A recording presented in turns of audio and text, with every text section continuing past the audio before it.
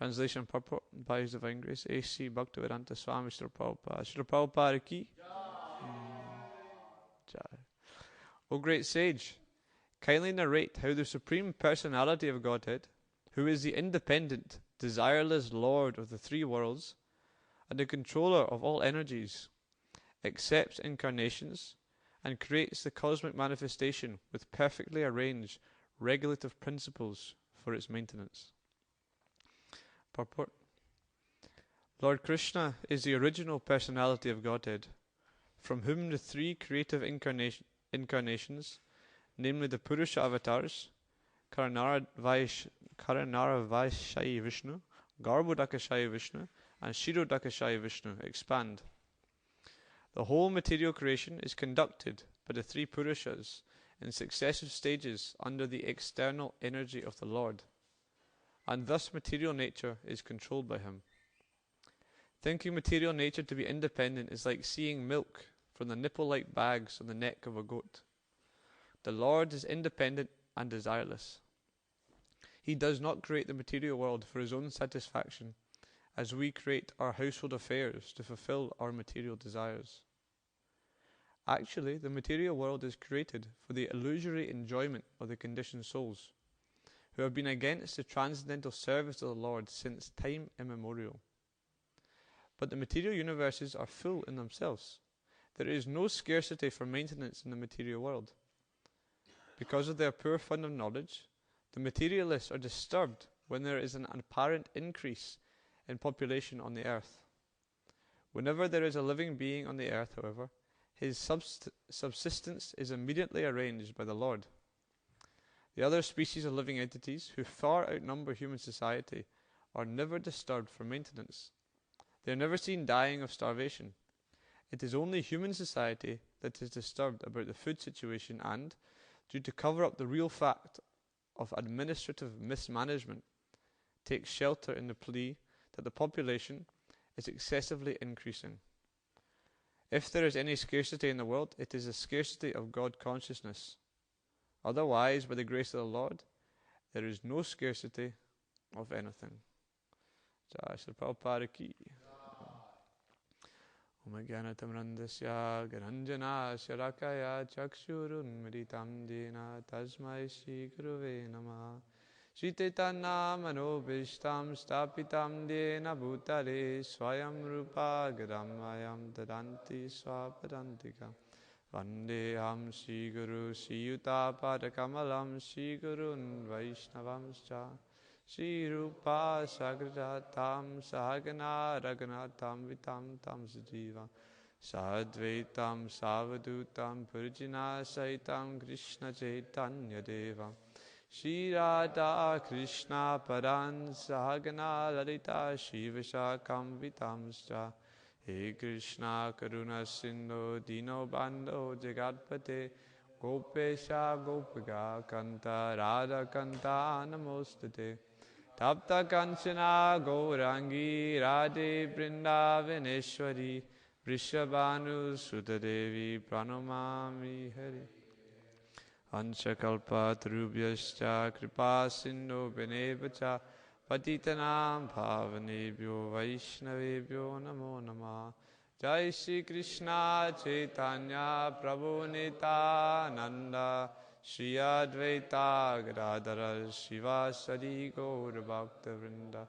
Hare Krishna Krishna Krishna Hare Hare Hare Rama Rama Rama Hare Hare.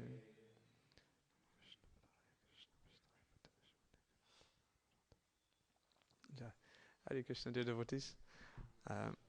So I'm humbly seeking the blessings and prayers of all the assembled Vaishnavas, all the many senior devotees especially. And I pray that I can be the first listener in this class, and I speak for my own purification. So we're in the third canto of Srimad Bhagavatam, and Vidura is asking some questions to Maitreya. Bhagavatam is a book of questions and answers.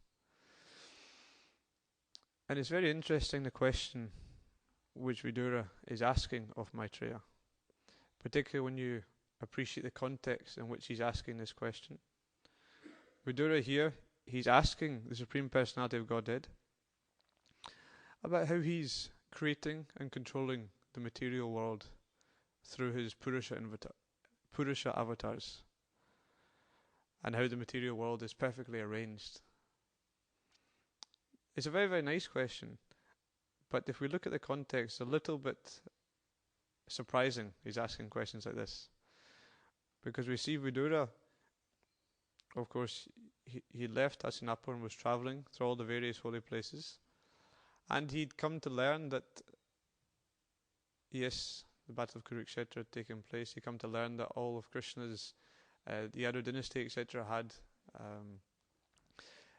under the plea of getting intoxicated and having some brawl, all the Yadu dynasty had actually disappeared. And then so he goes and he's walking and he meets Uddhava. He meets Uddhava on the bank of the Yamuna, and Vidura, he already knows about some of the tragic things that have happened, but nonetheless he inquires from Uddhava. And as he inquires from Uddhava about the well-being of Krishna and the Yadu dynasty, Uddhava goes deep into samadhi, remembering Krishna. Uddhava is also dealing with this intense feeling of separation, but he goes deep into this samadhi and it starts describing all these beautiful pastimes of Krishna. If we read the third canto, the first couple of chapters, you get a summary of the 10th canto of Srimad Bhagavatam, as Uddhava is describing all these beautiful pastimes of, how Krishna, how he who's unborn takes birth, and then he grows up in Vrindavan, and the famous verse, Aho Bhakiyam, how can one be more merciful than he who, although he takes the Putana comes to him trying to poison him, nonetheless he takes her milk, and he gives him the position of his mother. And so these beautiful verses, and Uddhava is getting deeper and deeper into this ecstasy, and so is Vidura, because they're both suffering from the separation from the Lord. But by hearing the pastimes of the Lord, then this is relieving their anxiety, because the pastimes of the Lord, they're none different from Krishna. And he's going deeper and deeper, and Uddhava describes Krishna's activities outside of Vrindavan, how he kidnaps Rukmini and how he kills so many of the armies of Jarasandha, and all these different pastimes. And then Uddhava continues describing up until Krishna decides that these pastimes are nearing their end, so he arranges for all the Yadu dynasty to take their leave, we could say. And Uddhava even describes how Krishna told him to go to Badrik Ashram. He said, Prabhas will be very messy, everyone's being annihilated, so you should go to Badrik Ashram. And Uddhava says, yes, Krishna told me that, but I couldn't actually do this. Why? Because I wanted to be with Krishna. So then Uddhava describes how, right up to the present time when Uddhava and Vidura are speaking, he describes how he met Krishna on the bank of the Saraswati. Krishna had his back against a small banyan tree and his right foot on his left thigh, something like this. And he describes actually how Krishna looked at him. And Krishna says to him, in the days of yore, I spoke about myself to Lord Brahma. And Uddhava, when he hears this, he gets very excited. And so he begs Krishna, please, my dear Lord, please describe about yourself to me. And actually it's described after Uddhava's pleadings to the Lord, then Krishna explains to Uddhava his paramam shtitim. Now Krishna previously, he spoke these, what was known as the Chatur Shloki, the 4 key verses of the Srimad Bhagavatam to Lord Brahma. Teni Brahma Hridaya Adikavaye. He spoke it unto Lord Brahma. But it's described here, Prabhupada mentions in the purport, that Uddhava actually learns more than what Lord Brahma heard. Because Uddhava hears about the paramam shtitin, the transcendental position of Lord Krishna, which Prabhupada describes means Krishna's activities, what Krishna is doing in Dwarka, Krishna's different relationships with his dear devotees.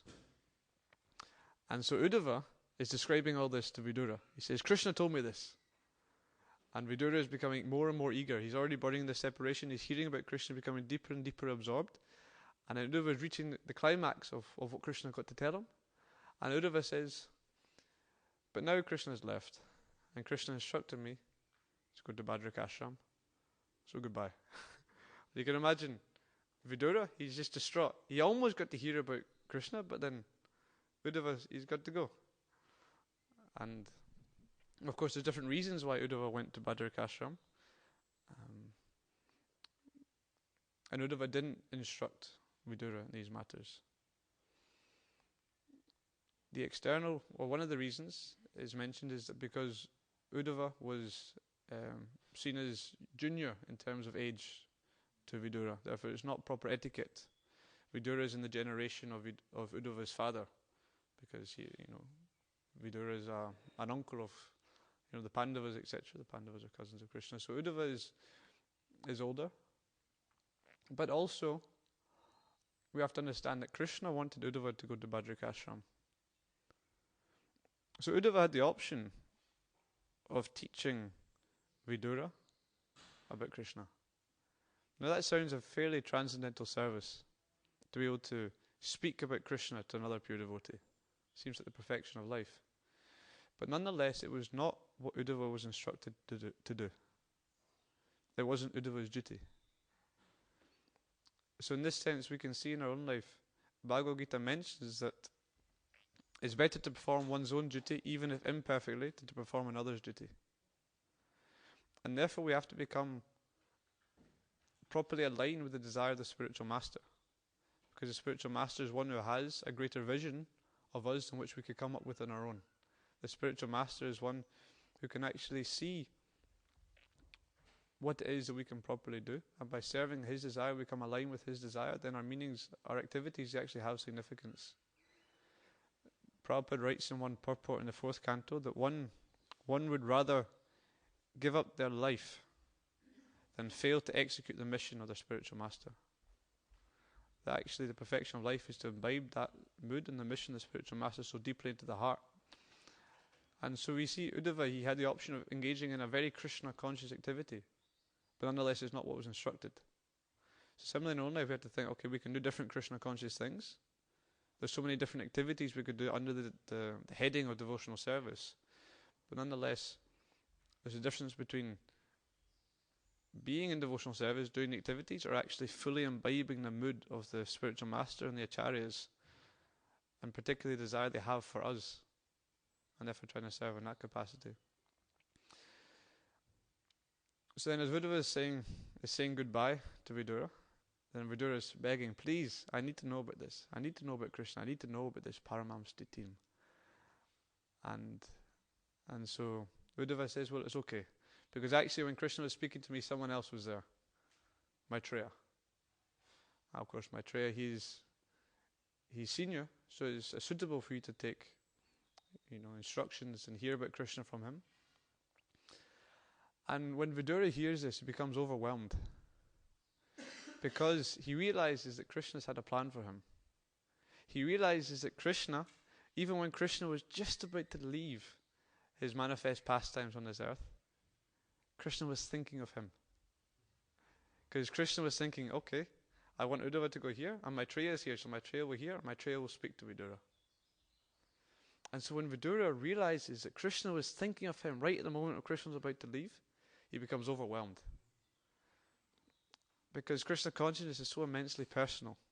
When you realize that Krishna is thinking of you. This idea that you personally. And it's like that in our own lives, we're not on the platform perhaps of Vidura, but nonetheless Krishna is personally involved in our lives. As a personal relationship. And as we get deeper in our Krishna consciousness, we can realize that relationship increasingly. So then this is the context in which Vidura asks this question here. So imagine they've been talking so deeply about Krishna's pastimes, and then Uddhava's mentioning this highest, most paramam stitim, and he says, but I can't tell you, go to Maitreya. And Vidura goes to Maitreya, and what does he ask? He says, kindly narrate how the Supreme Personality of Godhead, who is the independent, desireless Lord of the three worlds and the controller of all energies, accepts incarnations and creates the cosmic manifestation with perfectly arranged regulative principles for its maintenance. What's interesting is, why is he not asking directly about Krishna? He's asking very indirectly. You feel Krishna's just left, you're burning in separation, you want to hear about Krishna? Why are we going to go with all this asking about Purusha avatars, the creation of the cosmic manifestation, etc.? So Prabhupada, he gives in his purports two reasons. The first reason is Vidura is feeling overwhelmed emotionally. You'll notice actually Vidura is a very emotional person, and emotions are a necessity in bhakti. Bhakti is a matter of melting the heart. So if your heart doesn't melt, if you do not cry. Was it not Indradyumna Maharaj was speaking on Monday, he was doing kirtans, he was quoting Gaur Govinda Maharaj, and the reporter was asking him, so what is this Krishna conscious movement about? He went, crying. But ultimately it's a movement of crying. So we see Vidura is very emotional. And so Prabhupada is suggesting that to hear about Krishna directly perhaps is too overwhelming, so he's asking more indirectly about Krishna and his different incarnations, how Krishna is creating the cosmic manifestation, etc. And the other reason Prabhupada gives is actually because Vidura is thinking about something greater than just himself. He's actually thinking about the upliftment and the welfare of the entirety of society. He's thinking actually about how this conversation can benefit devotees so far in the future. He's actually Vidura, whether or not he's directly aware of it, we right now, we're benefiting from this conversation he had.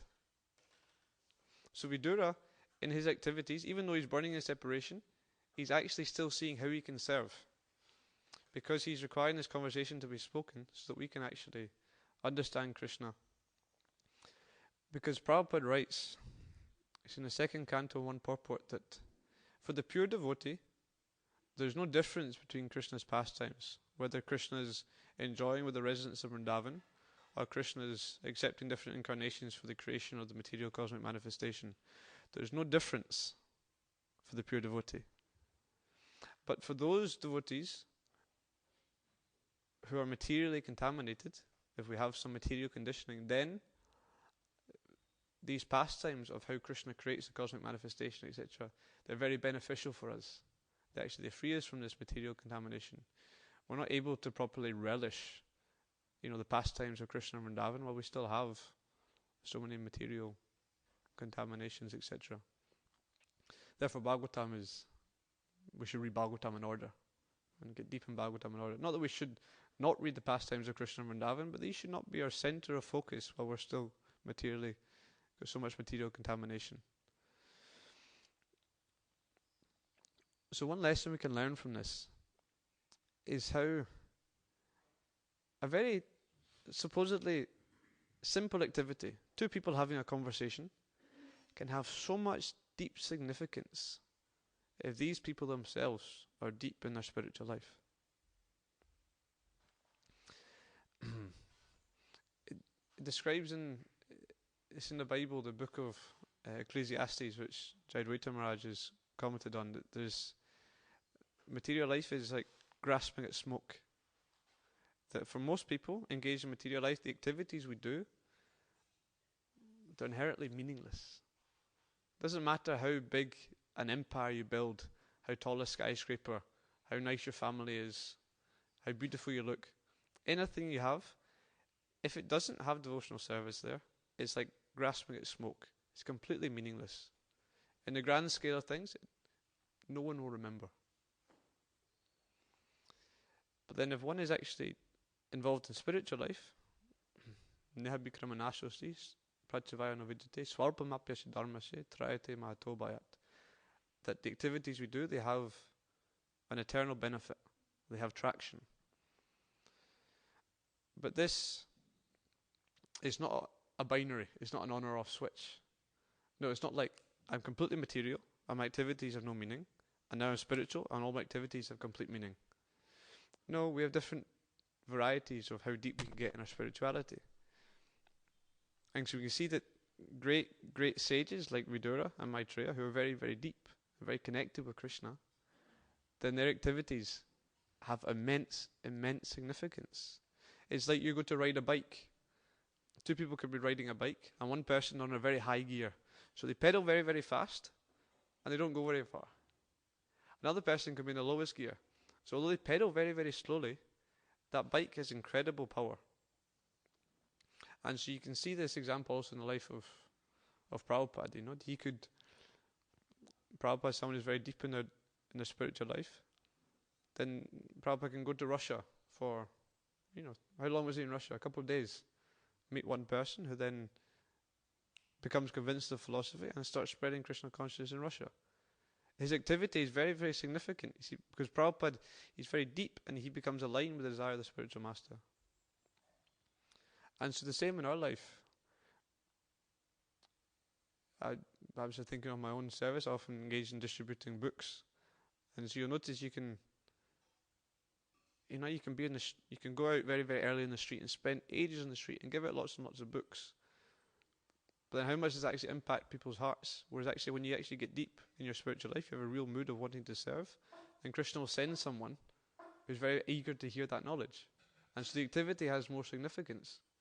Because often it feels a little bit overwhelming. Jai Shri Radha Gokulananda ki, Sita Ram Lakshman Hanuman ki, Sri Gaurada ki. Often it can feel overwhelming. Prabhupada wanted the whole world to become Krishna conscious. And, we're the frontline soldiers. We've got to be doing something about that. And, of course, it can feel nice here. We're in a temple, and the temple's very busy, but the average person in the world doesn't know about Krishna consciousness. We've got a lot of work to do. And you start to think, well, how are we going to bring about a change? And the answer is here. If we can actually get deep in our spiritual life, we become aligned to the desire of the spiritual master, then we'll act according to Krishna's plan. Krishna's Ajita. He's never conquered. Everything he does is successful. So we can act according to Krishna's plan. We become proper instruments, and then we'll be successful.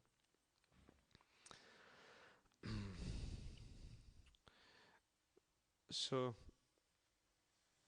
now we'll look briefly at this purport from this verse. A very nice purport Prabhupada's given. Because in this verse it's talking about how Krishna has accepted different incarnations for the creation of the material universe. And Prabhupada's describing how to see, to think material nature independent, to think material nature the supreme cause, to think everything has come from material nature. It's like people who think milk can come from the neck of a goat. I always like this analogy. It's something I've never been able to relate to, particularly. I was Googling yesterday some pictures of goats, and even then, I couldn't quite see the nipple-like bags. But I understand the principle. That just as, to think that a child is born just from a mother. If you've got higher knowledge, that doesn't make any sense. It requires a mother and a father for the child to be born. Same, Prabhupada gives the analogy of the iron. Now, the iron, if it's been kept in the fire, and is very, very red hot, if it take out the fire, and you touch it to something, it's got burning property. It will burn you. But to think that iron itself has a property of fire is incorrect. You see, the iron has to be put into the fire. There's another factor required. And these things are very obvious for the spiritualist. To think that this entire world has absolutely no meaning and just arose about by chance, it seems a somewhat preposterous idea. But other people are very much convinced by it, because we do not see the world according to how it is. We see the world according to our own consciousness. There's a verse like that. I don't know the verse. Atmavam Jagate Vishvam, something like this. We see the world according to our own vision. And so actually when we engage in the process of devotional service, we're purifying our senses, we're purifying our consciousness, and things become much more apparent. It's like, well, of course there's some higher force directing everything. And of course that force is a person, because ultimately we're persons. How could it be that some impersonal force is creating personal entities? And it's like this. Prabhupada, he gives the analogy of one man maybe working in a very, very big business. And he's just a very, very simple man. He just goes in, perhaps he works on a computer, he comes in at 9 o'clock, He logs in, does his work, and leaves. And all he can see is his tiny little activities he does in his little office. But actually, he's part of a much, much bigger business, and on top of him, maybe he can see he's got some boss who's like in charge of, his group of workers. And that's all he can see. But above that, there is, the department head. Then you have maybe a regional secretary. Then you have a CEO. And this little guy working there in the business, he can't even conceive of the CEO who's up here. The same, we're like that if we want to enjoy this material world. See, in the purport, Prabhupada's writing, the material world is created for the illusory enjoyment of the conditioned souls who have been against the transcendental service of the Lord since time immemorial. So if we want to enjoy this material world, then Krishna allows us to enjoy it in such a way that we can forget he exists. You see, we need Krishna's help to forget that he exists. But Krishna, this material world is so perfect that he can actually create it in such a way that we can be fully convinced that there's no higher authority here. If that's what we want. See, it's all based upon desire, ultimately. But when we actually want to work out what our purpose is, why we're here, then we start engaging in activities which purify our consciousness, and we can start to see things clearly. We can see things more as they are. I like the story. People have heard of Mozart, famous composer from classical music era. So there's one story I think in Austria. The church had certain rights on the music. Nowadays we have copyright. Someone can't copy music. They had like this back in the 17th century. So there's certain very high quality music that only the church had access to, and it would be sung during the services in the church. And the people who were singing it, they had to sign contracts. They wouldn't share this music with anybody. Because if anyone could share it, then other people would sing it and they would make money, etc. And so Mozart was a very young child. He was about, under the age of 10. He went to that church, very fancy cathedral, listened to the music one time, came out and wrote everything down. It's somewhat inconceivable, but for someone like him, who perhaps from previous life has been very advanced and maybe was in Gandharva in his previous life, who knows, he can actually see that reality in a different way. See, for other people, they just go, they hear some sound, and then it's gone. But for him, he could actually see it and perceive it in a different way, so that he could actually transcribe everything, so that later it could be reproduced. So it's a different level of consciousness. So same like that, when we get deep in our spiritual life, then we can see reality as it is. Prabhupada had a meeting with some of the senior GBC men, and he looked at them all, and this very intense stare, and he said, "So, are you convinced?" And they just left it in silence. They could feel the silence as Prabhupada's looking all of them in their eye. Are you convinced? And then Prabhupada said, preaching means to be convinced. Preaching means to tell things as they are. They're simply, you're describing. You're so. There's one sense when we repeat what we hear. Okay, we're not quite sure what things are like, but we repeat what we hear. This is good. You just repeat. We don't change. Then what we're repeating is bona fide. We say Krishna is the Supreme Personality of Godhead. We might not have realization of that, but we're repeating what we've heard. Therefore, it's bona fide, and we tell someone they get benefit. But it's a different level of preaching. It has, like we're saying before, it has more significance and more meaning when one's actually very realized of that. When one can actually perhaps perceive their relationship with Krishna, and then they're telling someone Krishna is the Supreme Personality of Godhead. When many people listen to Prabhupada memories, there's examples when Prabhupada look at them in the eye and say, "You are not this body." And something would click. They might have heard it so many times, but then something would click because someone who's on that platform is sharing that information. So perhaps to summarize this class, we have a need. Initially, we have to understand what the desire of the spiritual master is for us personally. Just as Uddhava, Krishna wanted Uddhava to go to Bhadrakashram. So we have to understand what that desire actually is, and then we have to become deep in our spiritual life, actually connected to the holy names, so that our activities have real significance. And in this way we can be of service. So perhaps if there's some questions or comments from the devotees, Jai Antaranga Prabhu, please share.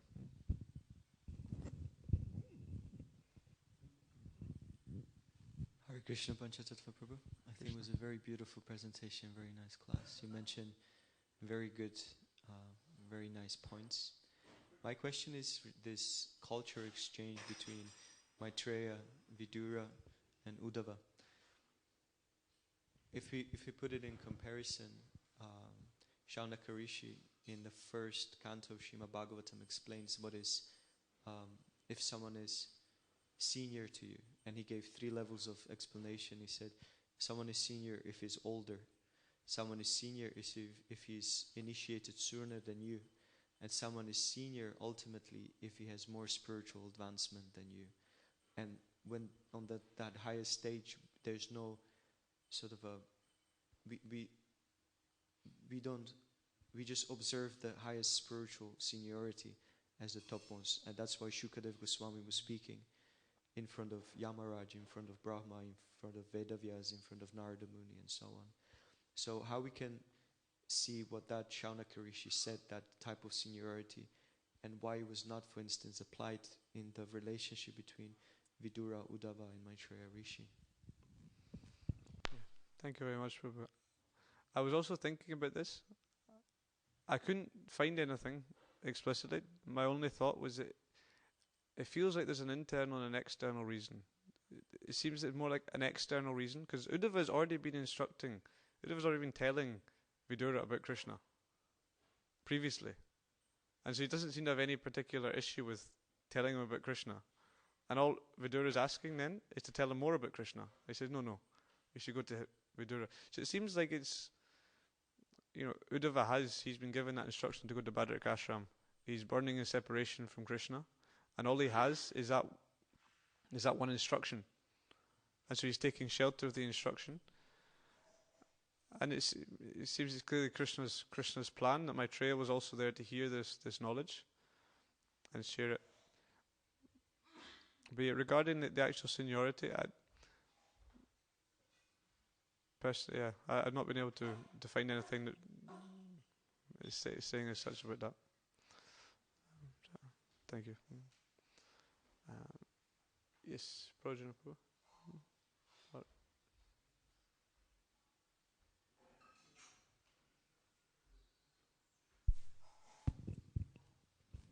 I just want to quote from Bhagavad Gita 4:35.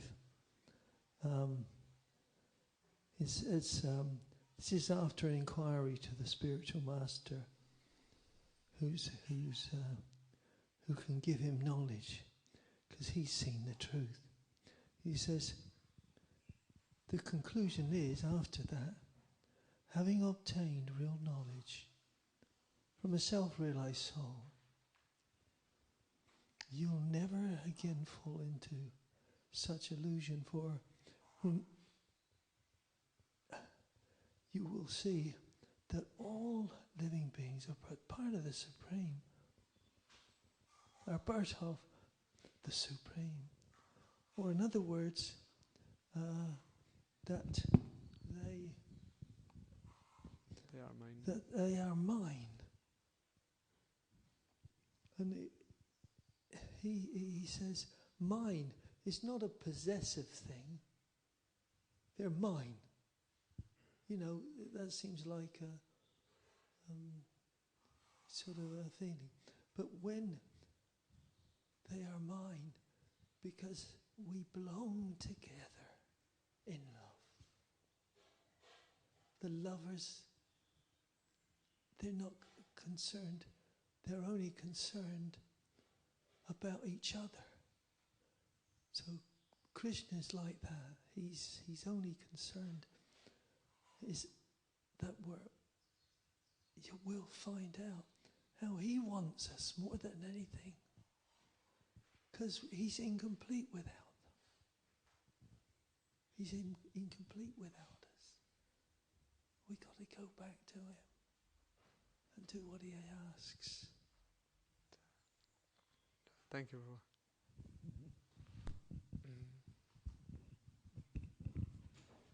Rasananda?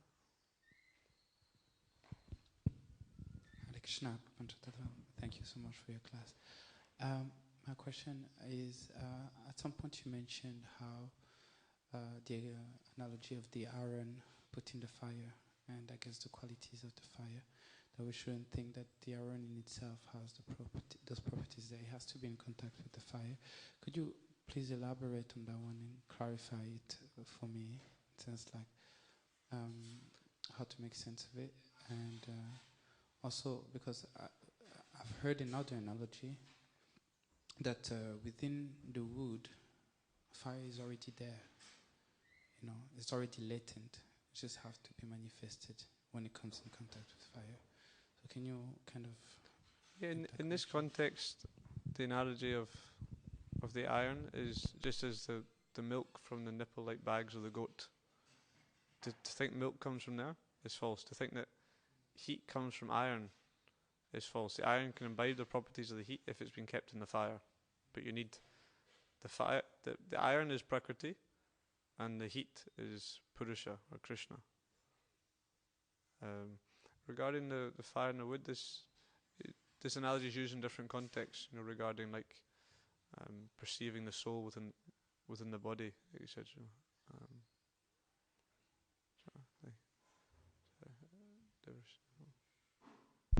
Hare Krishna.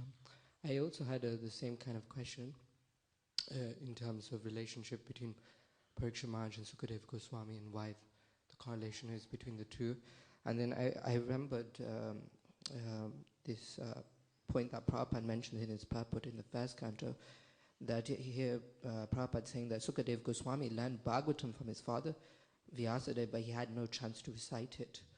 So I'm just meditating that also Maitreya Muni, the whole reason why he was there just to learn the science, because that conversation between Uddhava and Krishna wasn't just meant for them, it was meant for Maitreya Muni. He was a third person, he had mixed devotion, he didn't have unalloyed devotion, he had karma, jnana, Prabhupada mentions. So I feel like that's the same thing for Maitreya Muni, that he was the person selected to speak that. Although he had the science, he also didn't have a chance to recite it. So then it makes sense that Sukadeva Goswami was chosen to recite it, and Maitreya Muni was there to recite it. I think that's one point I can say in terms of Antaranga's questions. Yeah, we can, both by Shravanam, by Kirtanam, we can reach perfection. So, but even right now, I'm in front of so many senior devotees. Nonetheless, I've been asked to speak, but I'm getting very purified by speaking. So that there's benefit on Krishna consciousness is win-win situation. So Srinivas Prabhu. The example of the wood in the Krishna book is given.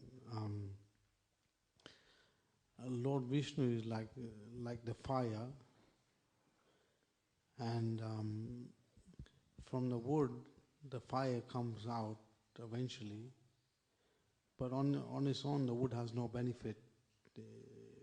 The fire is the real thing we need to take shelter of.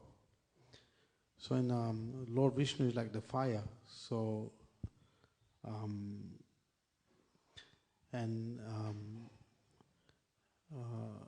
Prabhupada gives an example in terms of the fire is the real thing we need to take shelter of, which is Lord Vishnu, which purifies everything. Yeah, thank you.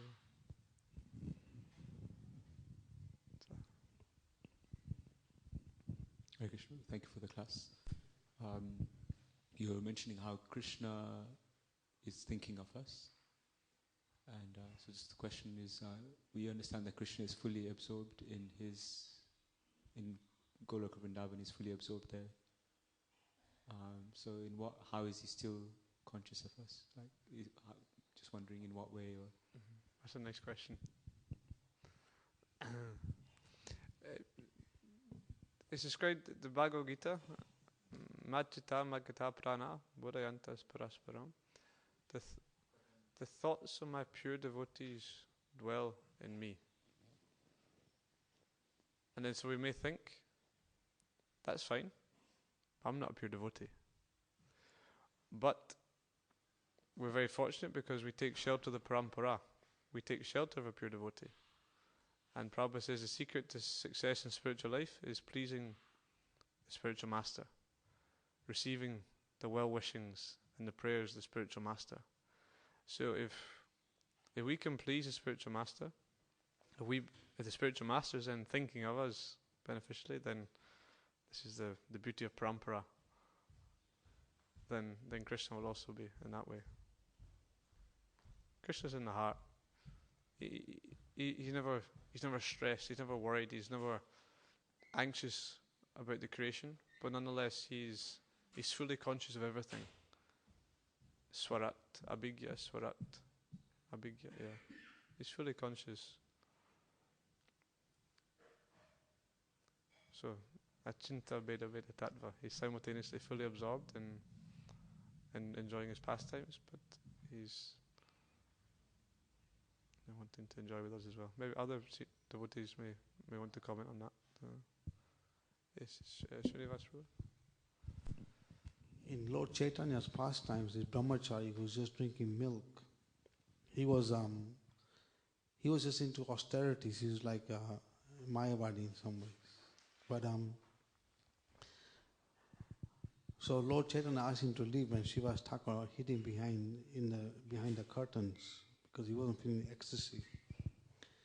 So as he was leaving, he had a glimpse of Lord Chaitanya's kirtan, and he felt humbled in the way that Lord Chaitanya chastised him, that for his austerities, that he told Shiva's Thakur, just drinking milk one can achieve me? Is it so easy that one can see my kirtan just by drinking milk? So as the brahmachari was leaving, Lord Chaitanya called him back. He asked Shiva's Thakur to call him back. And then Lord Chaitanya told him, don't be part of your austerities. Because Lord Chaitanya could understand that if he didn't call him back, he would leave. And Lord Chaitanya could understand he had a humble nature. He changed his mood. So in this way, Krishna knows everything. Krishna knows everything. Thank you very much. Okay. I think we best stop here. We've gone over time. Jai Shri Prabhupada ki, Grantaraj Srimad Bhagavatam ki, Jai Gaur Premanande.